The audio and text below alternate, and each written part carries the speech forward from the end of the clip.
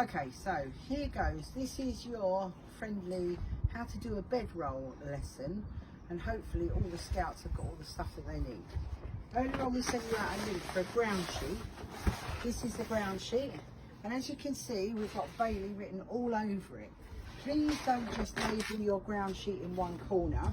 We label it both sides and all over in great big words with a sharp pen, because once they're on the floor we'll have 24 ground sheets all the same. We'll be looking in corners for the names, so this is actually perfect. So first of all, you're gonna what are you doing? She's being fussy, she wants this side down, so we'll do this side down. So you're going to start with a ground sheet. You're then going to have your sleeping bag. Now, just a little handy tip, kids find it really difficult to put sleeping bags into a stuffed bag. Adults found it quite easy. So you might prefer to take your sleeping bag out of your stuffed bag and do this with it just rolled up in the middle. The stuffed bag, however, makes a fantastic laundry bag. Not that many of them change their underwear, I have to say they're rather naughty.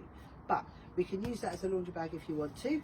Okay, so we have the stuffed bag. You can use it either in that, but don't expect your scout necessarily to be able to get it back in. Maybe practice that a couple of times at home first. Now we do say bring a pillow. If you put a big pillow in here, it makes it really difficult for them to make it up. By the way, your sleeping bags won't be quite this big. We're quite big people, so we have bigger sleeping bags. Yours will be a little smaller and a little easier to do. I take something like this, a small cushion. You can see this one's already named. It's got a Lana on it, so that's really cool. So I know that's a Lana's cushion. If you've got a cushion that's got a pillowcase on it, or a case, you can pop their pyjamas in there.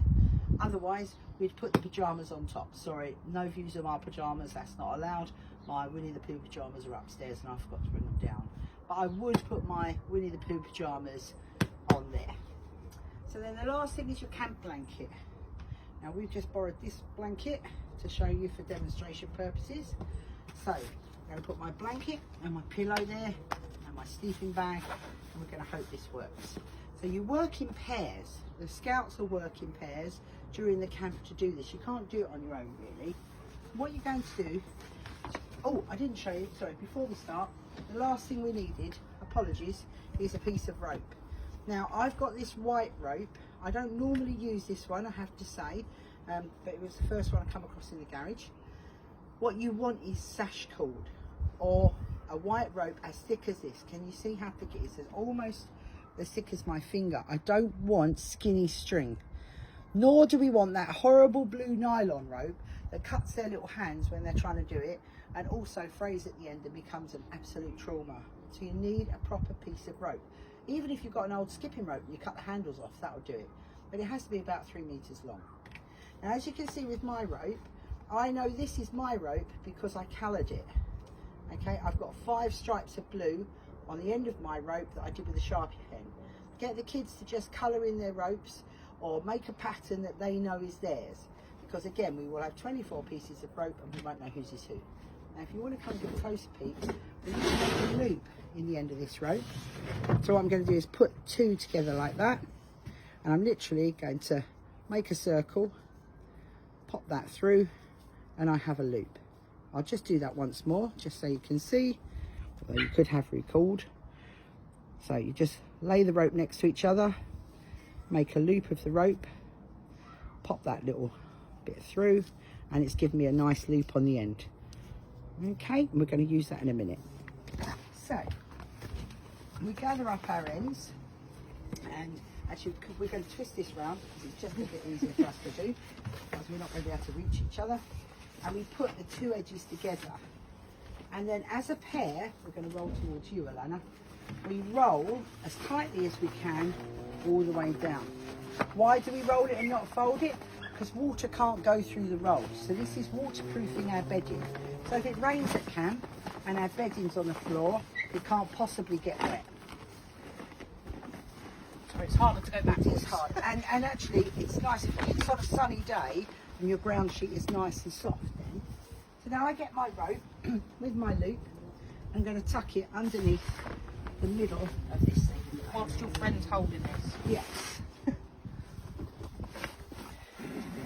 So now I have it in the middle. I pop my end through the loop.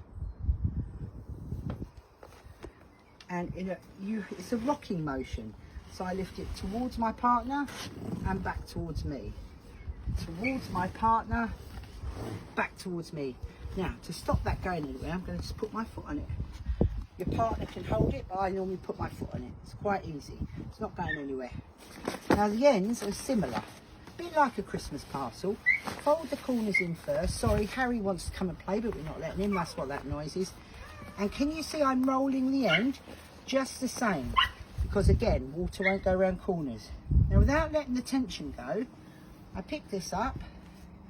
My friend and I tip the bowl over. We go under the bridge.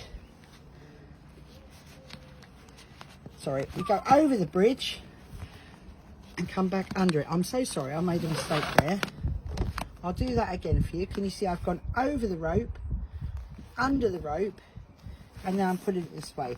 And that gives us that nice lock off there so that it won't move. My friend's going to hold that.